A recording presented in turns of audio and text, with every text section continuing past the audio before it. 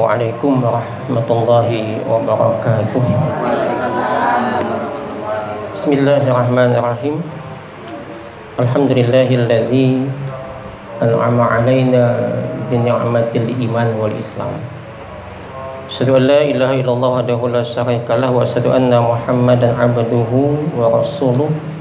Allahumma shalli wa sallim ala nabiyyina Muhammadin wa ala alihi wa ashabihi. وقال المصنف رحمه الله تعالى ونفعنا به وبعلومه في الدارين الصيام يطلق على الإمساك قال الله تعالى إني نذرت للرحمن صوما أي إمساكا عن الكلام, yang sama-sama kita muliakan dan kita banggakan Ibu Kepala Puskesmas, kemudian staf tata usaha, para medis semua, perawat, para dokter, dan Bapak Ibu yang saya tidak bisa menyebut semuanya. Alhamdulillah, kita pada kesempatan siang ini oleh Allah kembali diberikan satu nikmat, yaitu nikmat melaksanakan ibadah saum untuk hari yang ketiga apa yang keempat? Tiga ya. Selasa, Rabu, Kamis. Ada yang 4 juga ya. Kalau yang ikut Senin maka ini hari yang keempat, kalau ikut Selasa maka ini hari yang ketiga. Tapi yang jelas nggak ada Rabu ya. Senin atau Selasa itu sama Bapak Ibu. Ya. Mau yang ikut Senin silahkan, dalilnya jelas. Mau yang ikut Selasa juga lebih kuat lagi dalilnya, karena langsung didukung oleh pemerintah. Jadi mau Senin silakan, yang Selasa silakan, asal jangan kada puasa. Karena kita udah capek Bapak Ibu ya, ribut tentang khilafiyah nggak ada habis-habisnya. Yang jelas insya Allah semua punya dalil, maka kita saling menghargai. Alhamdulillah kita masuk di hari yang ketiga atau yang keempat kalau ikut Senin. Asyam, kita masuk pada pembahasan saum atau siam. Secara bahasa sebetulnya diambil dari kata soma, yasumu sauman wa siaman. Jadi masdarnya itu saum dan siam. Ya, secara bahasa saum atau siam itu kalau kita perhatikan di Al-Quran itu menggunakan kalimat saum itu cuma satu kali. Itu pun dalam ungkapan Maryam, inni nazartu lirahmani sauma, sesungguhnya aku bernazar kepada Tuhanku saum. Apa itu saum? Ai imsakan anil kalam, menahan daripada berbicara. Secara bahasa dia yutlaku alal imsak, yaitu imsak. Imsak itu saum Ibu. Apa itu imsak? Menahan. Imsak itu tidak melakukan apa-apa, berdiam itu imsak. Ya. Kalau dalam bahasa Arab misalnya angin tidak bertiup, itu disebut dengan somaturi, angin saum. Angin kada bertiup. Kalau misalkan kuda kada berjalan, itu namanya somatul qail. Kuda diam. Kuda kada berjalan. Atau kalau ada kendaraan mogok atau apalah vario atau sukupi, somatul vario misalnya, vario saum. Gimana dia saum? Diam. Ya. Nah, maka secara bahasa makna daripada imsak itu adalah diam, tidak melakukan apa-apa. Sehingga Abu Ubaidah itu mengatakan begini, Bu. Ketika ada seseorang itu diam, tidak mau ngomong, kada sing suaraan, kada sing pandiran, itu dulu dalam bahasa Arab disebut dengan orang yang shaim. Apa itu shaim? Orang yang puasa, orang yang saum. Itu fa'il ya. Jadi kalau orang itu diam aja kada sing pandangan, berarti inya shaim secara bahasa ya. Ustadz, ada tetangga saya Ustadz yang nggak mau ngomong, diam aja, dipandang berdiam, ditakoni begini, pokoknya kada sing suaraan. Saya tanya, sejak kapan? Sejak bayi Ustadz. Bisu namanya, bukan shaim. Di shaim itu dia pandai bicara, dia pandai ngomong, tapi dia tahan. Kenapa? Karena persoalan kita hari ini adalah persoalan menahan lisan. Berat Bapak Ibu ya. Kita nahan lisan ini berat banget. Karena lisan ini badan binasa. Karena lisan ini pula kadang-kadang ibadah kita itu hapus, hilang. Lisan yang menyakiti orang. Maka saya sering bilang begini, ilmu yang tinggi itu jauh dikalahkan oleh adab dan akhlak.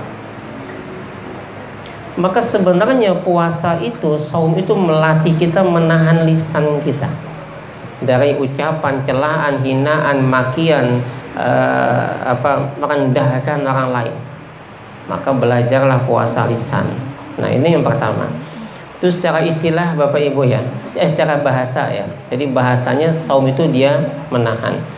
Secara istilah, al-maqsudu bihi huna, maksud daripada saum itu adalah al-imsak anil muftirat, menahan dari segala hal yang membatalkan puasa. Apa di antara yang membatalkan puasa? Makan. Ya, makan itu batal. Minum. Makanya dulu kalau masih kecil kita, kalau hendak berwudu, kan ada buku-buku itu takutan. Kenapa takut? Enggak masalah sebetulnya kumur-kumurnya, asal jangan dikorupsi lah.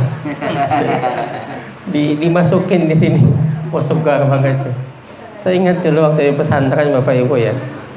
Itu bila bulan puasa itu biasa bihinip di sungai aja. Dingin kan, menahan haus. Itu anak-anak ya. Jadi gini, puasa itu sebetulnya bukan laparnya, hausnya yang paling susah, paling berat tuh hausnya. Makanya orang di Mekah itu puasa itu berlipat ganda nilai pahalanya ketika umrah itu kan, karena dia berpuasa di waktu umrah tadi. Nah, maka Bapak Ibu yang dirahmati Allah Subhanahu wa taala, menahan makan, minum, dan mohon maaf hubungan di waktu siang. Ini yang bahaya pengantin hanyar nih. Adakah pengantin hanyar ke sini? Itu bahaya. Ya memang pahalanya besar, tapi bahayanya juga besar. Ketika nikah bulan Ramadan ini, ada yang belum nikah belum nih? Mumpung penghulu ada di sini nih. Iya. Ini mumpung saya penghulu kan. Cepat nanti kiamat ya. Masalahnya pernikahan ini adalah ibadah yang paling nikmat, paling nyaman, dan paling gampang ke surga itu nikah. Ya. Yang nikah aja hendak nikah pulang. Kenapa jadi belum nikah? Karena belum tahu rasanya. Coba kalau tahu rasanya nikah, pengen nikah. Jadi kemarin Bapak Ibu, ada seorang perempuan janda ya. Janda, tahu janda di sini janda? Janda meninggal suami. Jadi kalau janda mati laki, itu berapa sih iddahnya? 4 asyhur wa asyra, 4 bulan 10 hari. Ini si janda mati laki. Suaminya meninggal bulan Agustus. Pas tanggal 17 Agustus, rupanya lomba karung mati. Nah, ternyata si janda ini datang ke KUA Ulun bulan November. Sampailah Agustus meninggal, September, Oktober, 3 bulan. Dia bilang belum waktunya, Bu. Bapak kayak bapak, ya ditunda. Lawaslah Pak menunda. Ya 10 tahun lah jauh. Lawasnya apa aja ditunda? Sawat buntu aja sih. Apa lah buntu? Masa turun ditunda kan 4 bulan 10 hari. Karena janda itu tidak, jangankan dipinang Bapak Ibu ya.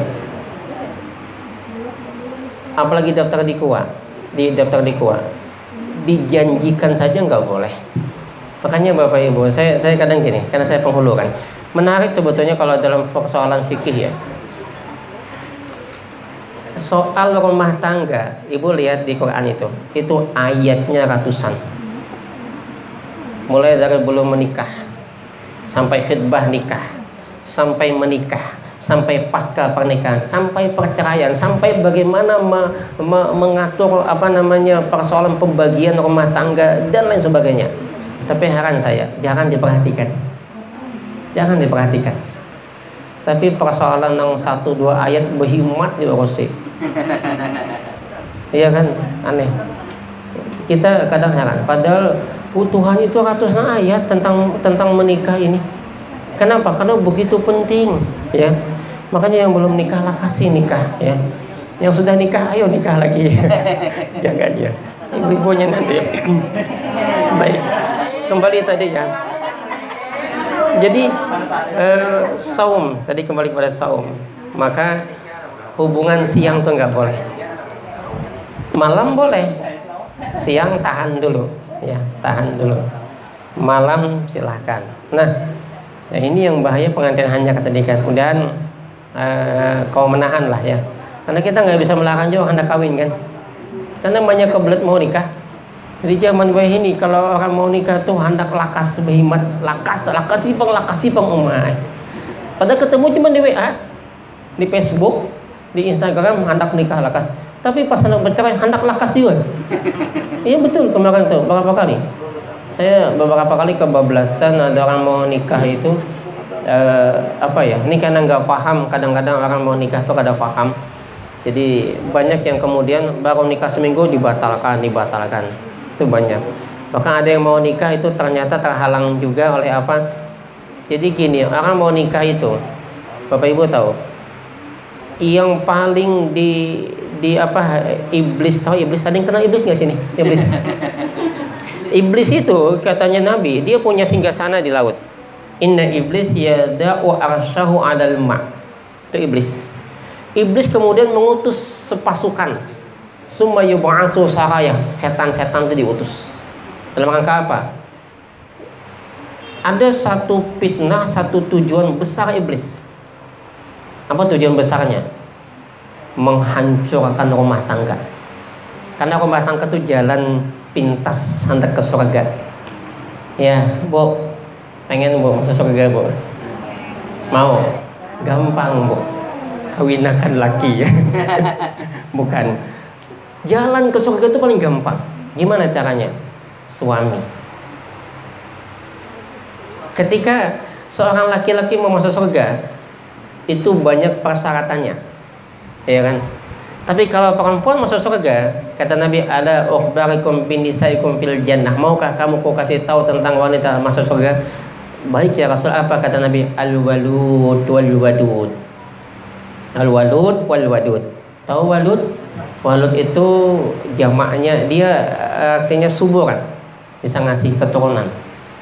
Wal wadud, penyayang, ya.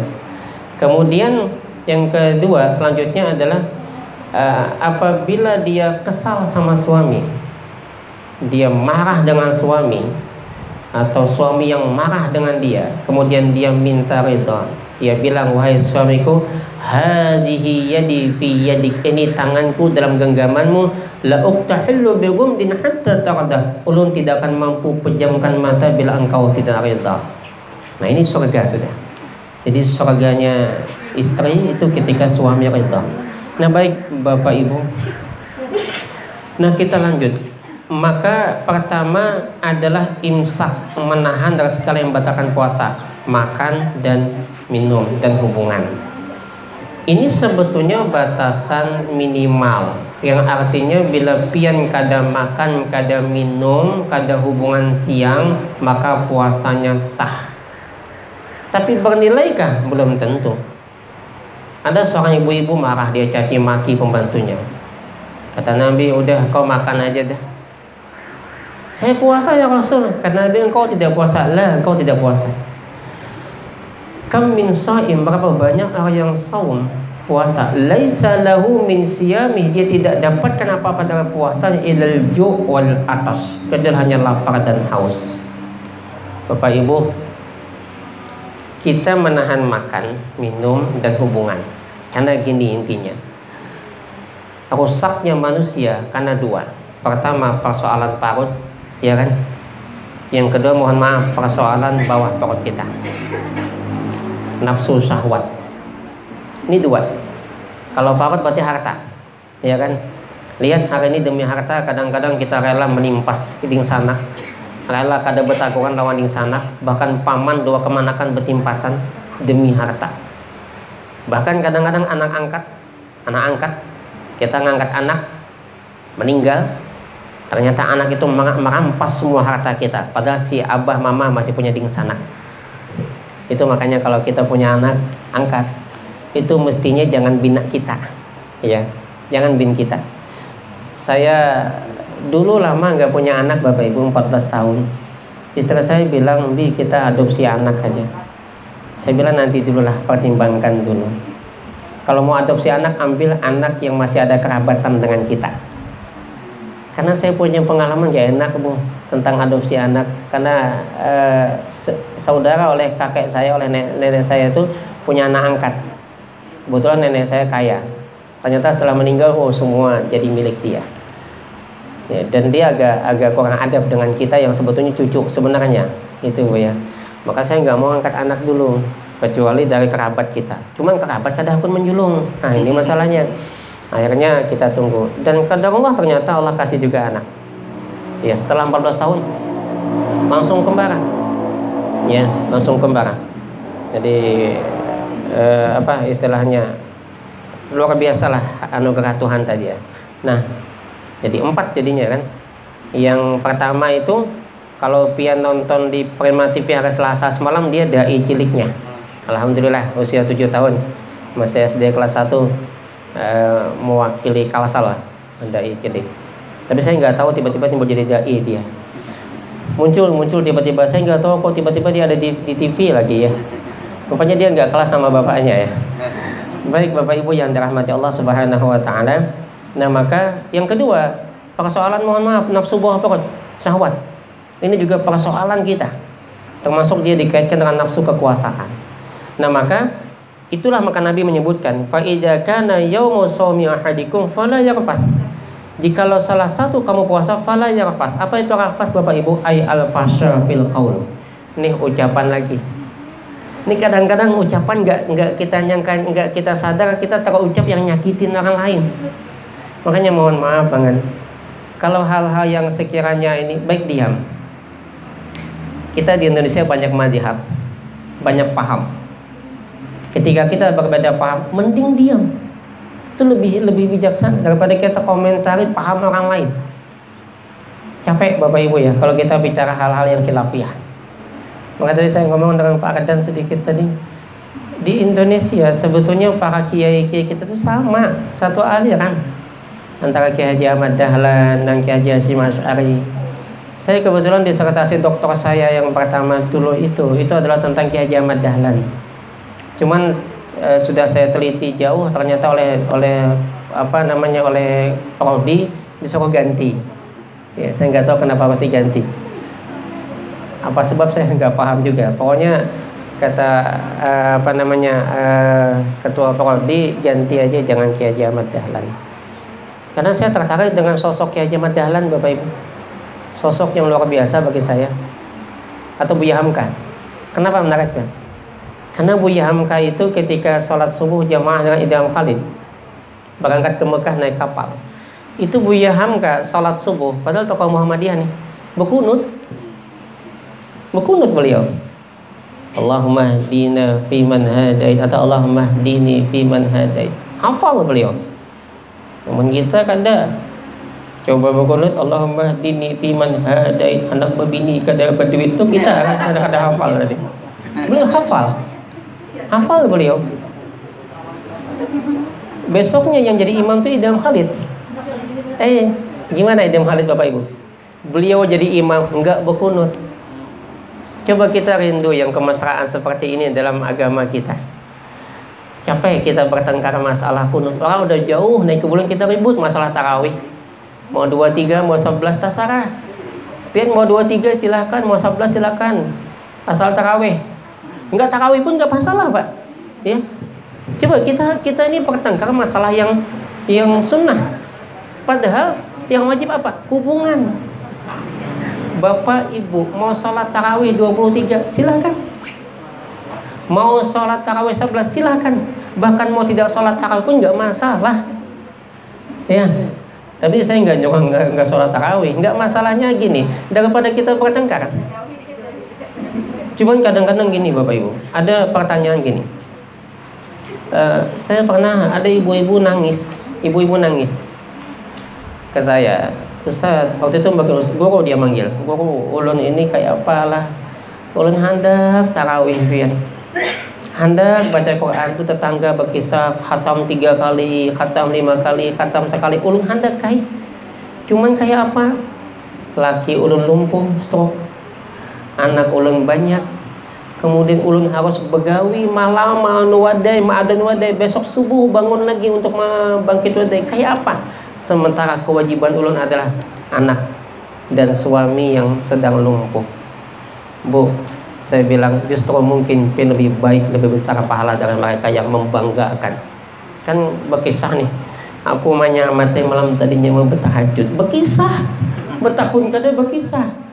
Hal yang seperti itu nggak usah dikisahkan, karena barangkali ada tetangga kita yang nggak mampu. Dia pengen, Bu, dia nangis sebetulnya, pengen ulang Ustaz, pengen banget, tapi nggak bisa. Nah makanya kita di sini perlu menjaga lisan. Jangan berkisah tentang kesolehan kita. Jangan cerita tentang keharmonisan rumah tangga kita ke orang yang sedang dalam keadaan rumah tangganya tidak baik-baik saja. Kenapa? Karena masing-masing punya masalah kita. Ya, jadi itu ya. Maka saya bilang nggak usah kita ribut. Yang penting sholat tarawih, mau 23 mau 11 itu persoalan masing-masing. Asal jangan laju. Menjadi masalah itu kelajuan. Allahu Akbar, sami Allahu liman hamidah, Allahu Akbar umar. Itu kasihan paninian lan kai kita. Ini dijah tuh Bu ini dijah. Itu belum sempat baca subhana rabbiyal azim, apalagi nang subhanakallahumma rabbana kan. Kalau di Muhammadiyah kan bacanya subhanakallahumma rabbana bihamdika allahumma ghfirli kan. Kalau kita di Nahdien kan subhana rabbil azim wa bihamdihi kan. Itu serah baca apa saja. Itu baru subha sidin takajud sami Allah, subha sidin takajud. Allah akbar tasawuf bincul kepala sidin. Kadalah Bu, kasihan Bu paninian kita.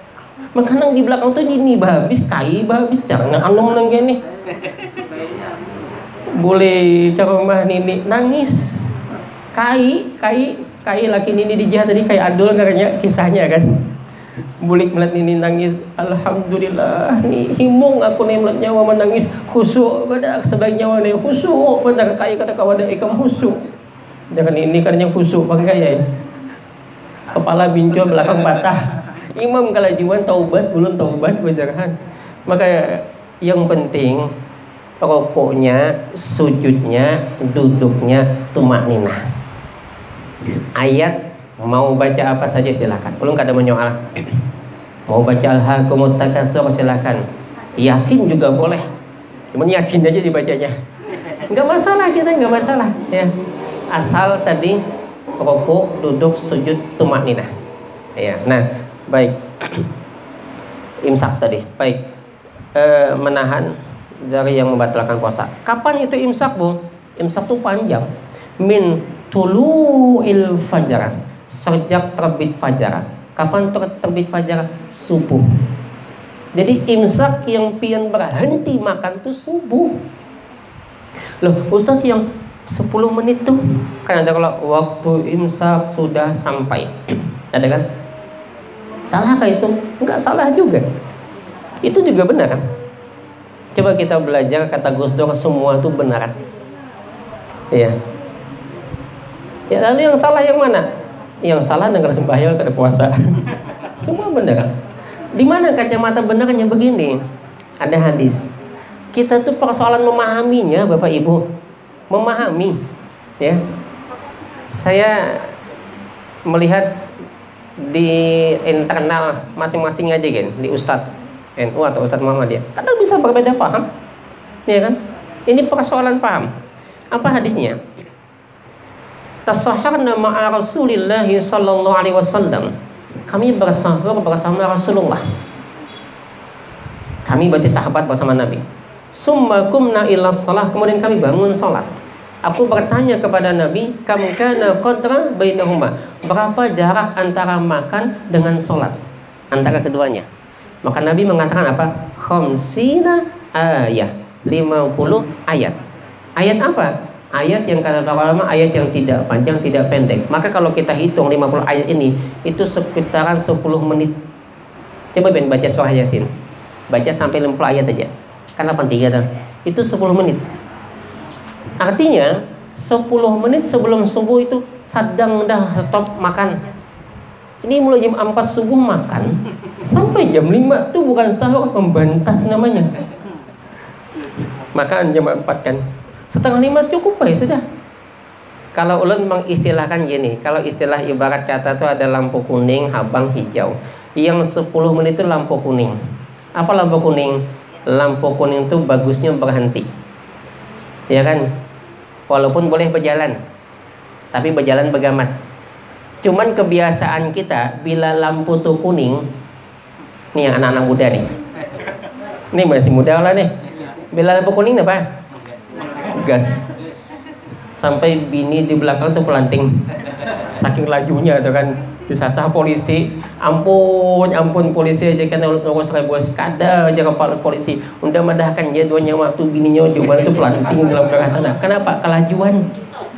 Maka kendaraan ninja tuh biar mah bini yang anak berbuat jangan duduk kayak begini aja, duduk babi rangkang. Kan ninja tuh gitu kalau hendak juga kisahnya si Pak Lo ini nang kayak perang juga kan, kayak anak muda kan. Kan bisa ya banyak aja ulun. Mungkin ada bisa nyawa mereka kompat. Pas saya belajar 3 kali bini paling itu gugurnya aja sudah kan, teplak gugur sudah ya dalam mereka gugur tadi kan. Nah jadi artinya sedang dah 10 menit sebelum subuh itu berhenti. Tapi bukan berarti pian kada boleh makan, masih boleh. Taruhlah pian terlambat bangun melandau, ya kan, karena pengantin hanyak tadi kan, pengantin hanyak kan cek melandau. Nah ternyata pian bangun jam 4:30 lewat. Imsak jam berapaan tuh? Atau 4:30 lewat kan? Sikat gigi segala macam batu memasak ini kada sempat.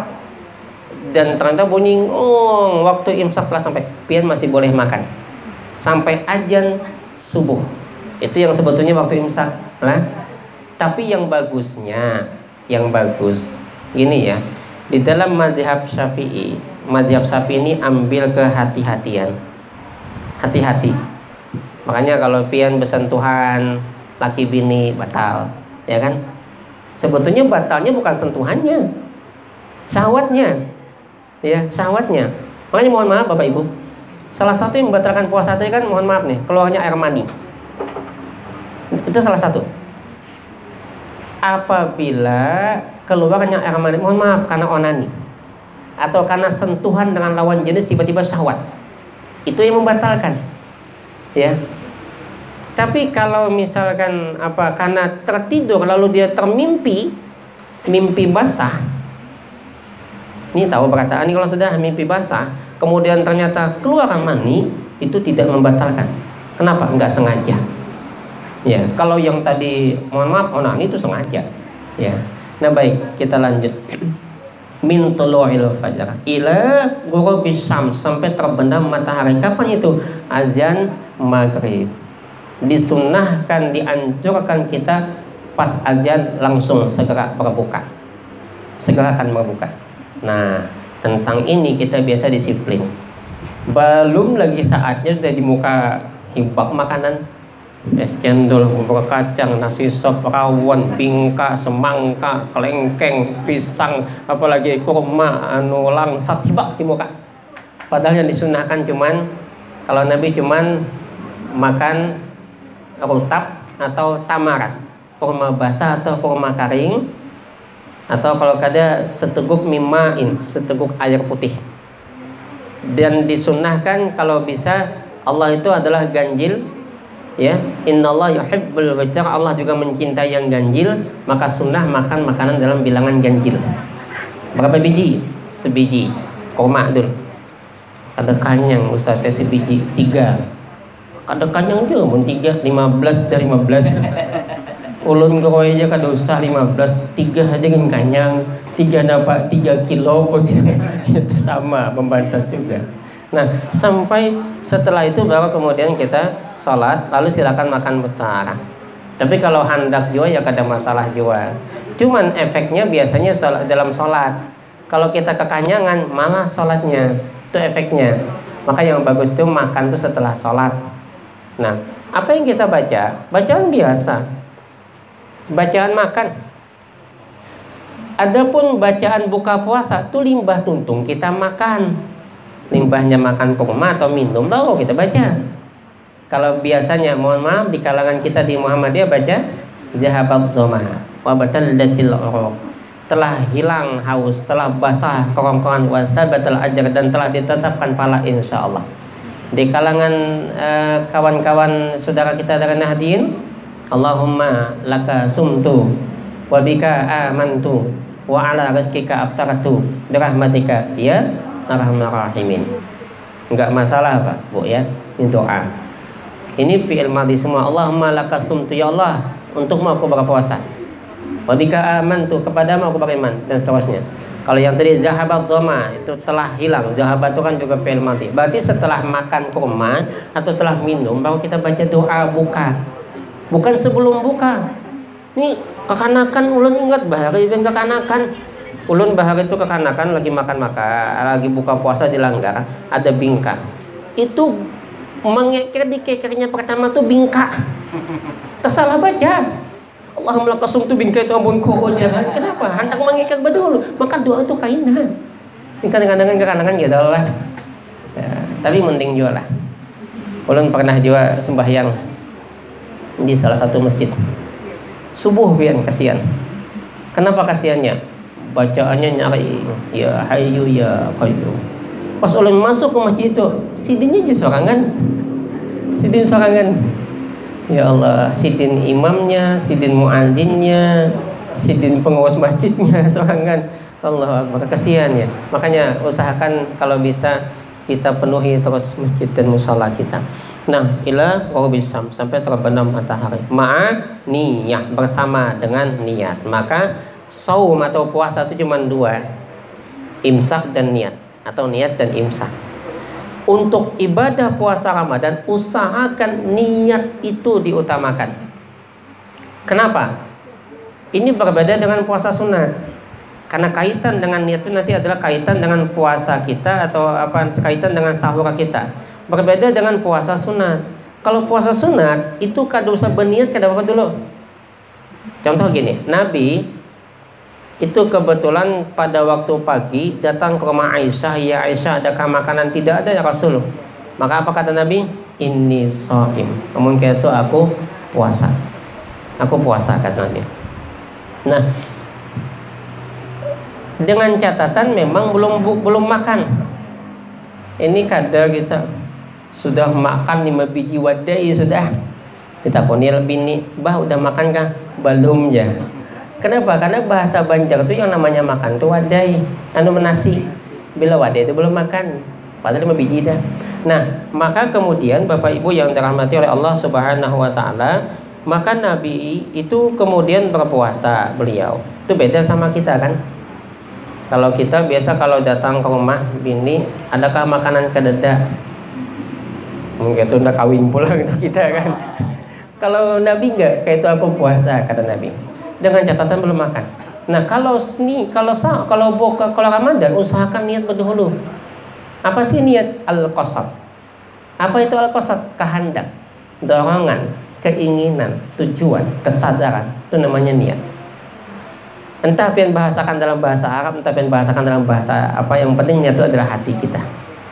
Cuman kebanyakan habis sholat witir kata ya, nawaitu sauma ghadin an adai. Ya udahlah, nggak masalah bagi udah. Yang penting niat itu di sininya. Bahwa besok aku hendak puasa tuh niatnya karena Allah Ta'ala. Selesai. Nah, itu yang namanya niat. Baik, niat itu yang menentukan. Jadi kalau niat kita ikhlas, Bapak Ibu ya, ikhlas, maka seberat apapun satu ibadah perbuatan itu jadi gampang. Tapi niat kita tidak ikhlas, segampang apapun satu perbuatan jadi susah. Gampang gawiannya, tapi kita kada ikhlas susah. Mau ambil raktik nih kan gampang, tapi karena kada ikhlas susah. Tapi ngalih gawian, tapi ikhlas, itu gawian yang paling berat. Kalau ulang hitung itu gawian ibu-ibu paling berat. Kenapa? Menggaduh anak solusin untuk laki si kongpian. Itu beratnya bukan main. Ulun berulang kali ulun pernah, bukan pernah ulun judul ulun bini adalah karena jara ulun bilanya hari Sabtu Ahad tuh abi nang bemasak bertapas apa nang ke pasar nang menggosok macam-macam tuh abi. Itu setengah hari aja patah belakang sudah. Ayo ben taubatan nasuha. Berarti apa? Pekerjaan perempuan paling susah. Maka Nabi itu sering ingatkan bagi laki-lakinya, tolong bantu pasanganmu, bantu pekerjaan dia, ringankan dia. Karena sejatinya itu bukan pekerjaan dia, itu pekerjaan laki-laki yang dibantu oleh istri kita. Ya. Nah baik, barangkali ini dulu ya, sudah kelamaan nih, 1:30. Kita tutup dulu apa ada tanya jawab dulu? Baik, sampai sini. Ulun persilakan kalau ada yang mau bertanya silakan.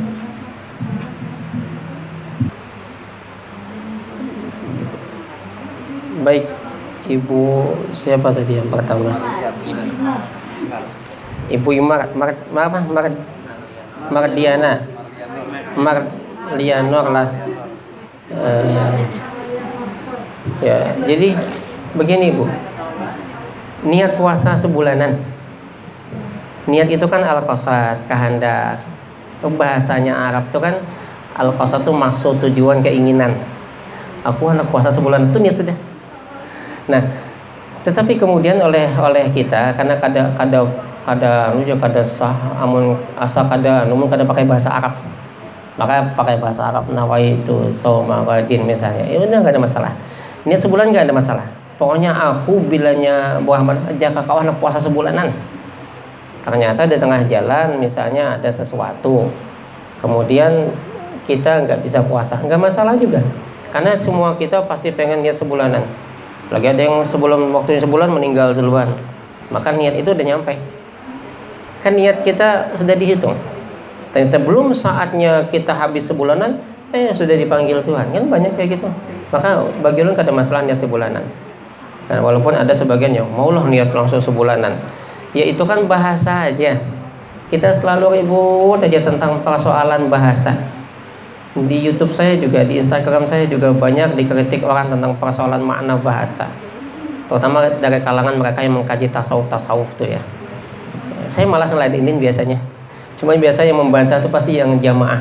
Ya, saya ini kemarin di Mujahidin Instagram saya baca tuh ada yang protes tentang kalimat wa ma khalaqatul jinna wal insa illa liya'budun, bahwa tidaklah dijadikan jin dan manusia kecuali untuk menyembah kepadaku. Ada orang mana tuh yang protes, masa sih Tuhan punya tujuan? Saya baca itu cuma saya diam, saya nggak mau nanggapin. Ngapain nanggapin orang kayak gitu? Cuman ternyata ada banyak pembela saya ya, jadi biar aja mereka ribut di dalam sana kan. Nah jadi nggak masalah Bu, niat sebulanan nggak masalah. Tapi kalau bisa tiap malam pian siapkan juga niat besok subuh. Padahal ketika pian sudah siap untuk bangun sahur itu juga niat juga sudah. Tapi satu tanpa lillahi ta'ala, karena Allah. Tadi itu Bu ya. Yang kedua, apakah berkumur-kumur itu hukumnya makruh? Saya coba cari tadi di bab tentang siwak ya. Nabi itu kan bersiwak dan berkumur-kumur. Saya mencoba, cuma memang agak susah kalau di sini ya. Bab tentang siwak agak susah di sini. Tapi yang jelas bahwa kata Aisyah radhiyallahu anha, beliau menyebutkan bahwa Nabi itu bersiwak baik dalam keadaan puasa maupun tidak dalam keadaan puasa. Baik dalam keadaan, dan beliau juga berkumur baik dalam keadaan berpuasa maupun tidak dalam keadaan berpuasa. Maka hukum makruhnya itu bukan persoalan air yang masuk mulut tadi. Karena air masuk mulut tadi ketika kita buang udah selesai. Yang ada kan air liur aja lagi. Lain kalau misalnya itu berkumur kemudian seteguk dulu kan sayang di korupsi tadi kan, itu yang nggak boleh. Maka kaitannya begini,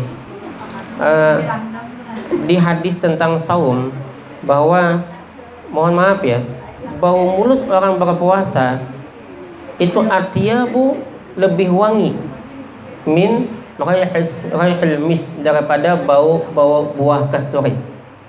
Betul lah. Bau mulut orang puasa lebih wangi daripada bau bujur lah. Cobain. Apa maksudnya? Karena sebenarnya bau mulut orang puasa itu pasti bau. Nggak ada yang nggak bau. Tapi nanti hadiahnya di sana. Maka di situ kenapa? Sebenarnya bau mulut orang puasa itu bukan karena dia kada bersikat gigi. Karena makanan itu ketika kita makan, ini ahli kesehatan semua nih, itu kan biasanya diproses kan di dalam pencernaan kan jadi ampas. Ampas itu kalau di hari biasa kita makan kan ketutup. Kalau tidak kita makan dia akan keluar, maka mengeluarkan bau keluaran. Maka biarkan bau mulut itu. Kenapa? Karena di sana ada pahala. Ada pahala. Sehingga mereka kemudian menghukumkan makruh untuk berkumur karena menghilangkan bau mulut. Padahal tidak menghilangkan bau mulut, kecuali makan, hanya hilang bau mulut kita. Maka ada pendapat memang yang mengatakan bahwa hukum berkumur tadi makruh, berarti tidak haram. Tapi ada yang mengatakan bahwa justru berkumur itu masih sunnah, boleh. Jadi disunahkan. Nah, tergantung pian ikut yang mana. Kalau ulun tadi melihat pada bab siwak, ternyata Nabi di saat beliau bulan puasa pun tetap beliau melaksanakan kumur tadi. Iya, hendak wudu. Kalau selain itu jangan banyak berkumur.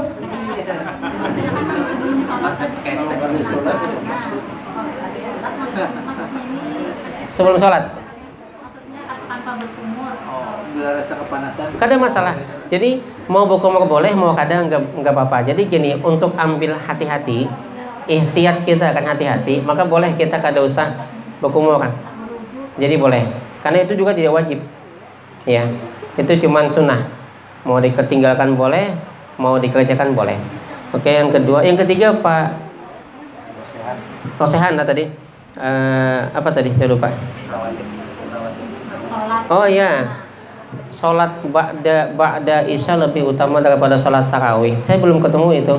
Tapi yang jelas ba'diyah isya itu adalah salah satu salat rawatib yang muakkadah, kuat dibandingkan yang sebelum. Ya. Ada qabliyah, ada ba'diyah. Kalau isya itu yang kuat itu justru ba'diyah. Nah, kita ini kadang-kadang heran. Setelah azan kita sholat sunnah qobliyah sebelum isya itu kan qobliyah 2 rakaat. Padahal itu tidak muakkadah, tapi bagus juga, jangan tidak ditinggalkan. Tapi anehnya limbah isya pun nggak dikerjakan. Padahal yang muakkadah itu justru yang ba'diyah. Nah, maka sholat yang selalu mengikutin kepada sholat fardu itu namanya sholat sunnah rawatib. Ya, ada yang muakkadah, ada yang ghairu muakkadah. Sementara ba'diyah isya itu adalah yang muakkadah, kuat sekali. Nabi tidak pernah meninggalkan ini.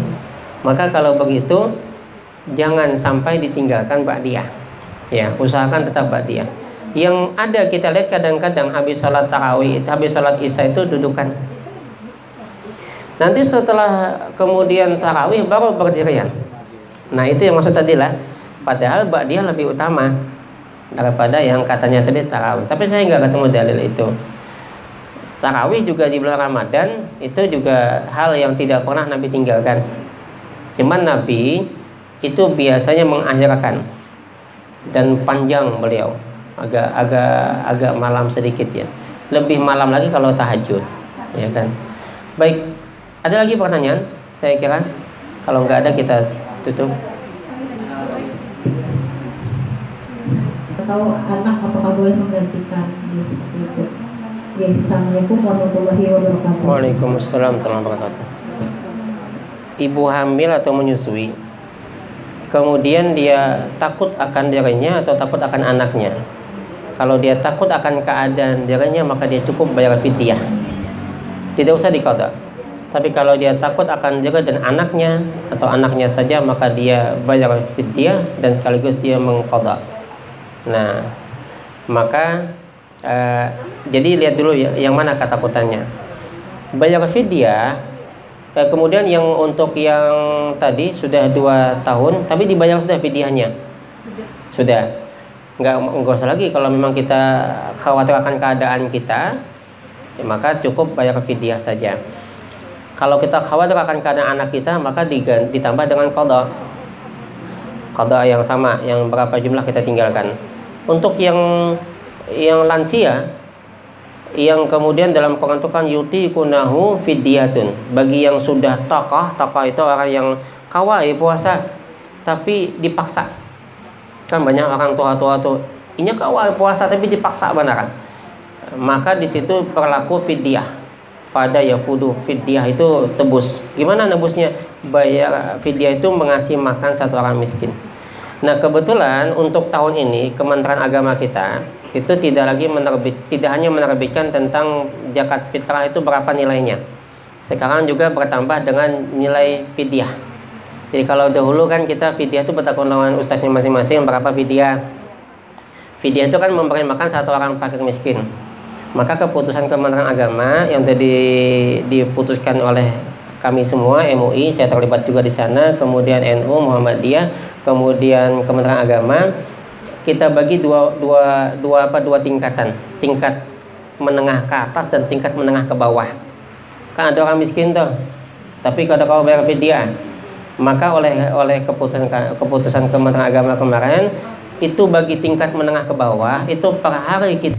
Baik, tidak ada lagi, kita tutup dengan doa kafaratul majlis. Subhanakallahumma wa bihamdika asyhadu an la ilaha illa anta astaghfiruka wa atubu ilaik. Mohon maaf kalau hasbunallah wa ni'mal wakil. Assalamualaikum warahmatullahi wabarakatuh.